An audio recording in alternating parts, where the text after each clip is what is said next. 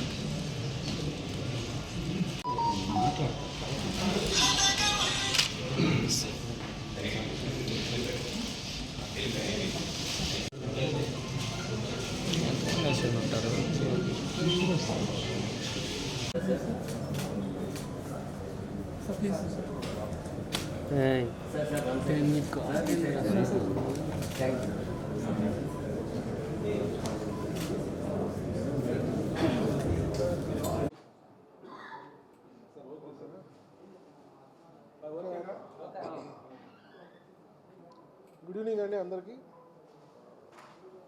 మా పేరు Parameshwar Reddy, 2016 batch IPS officer.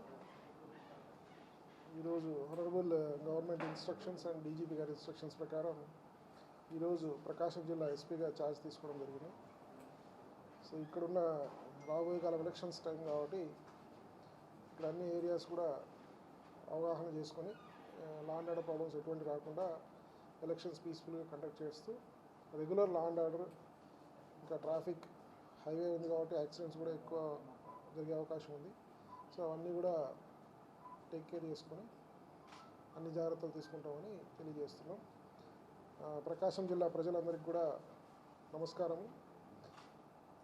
రాబోయే కాలం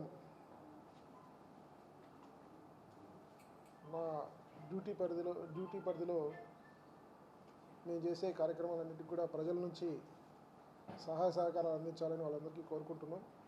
అలాగే మీడియా ప్రతినిధులకు, రాజకీయ నాయకులకి అందరూ కూడా సమన్వయంతో సహకారం అందించాలని కోరుకుంటున్నాం. Thank you.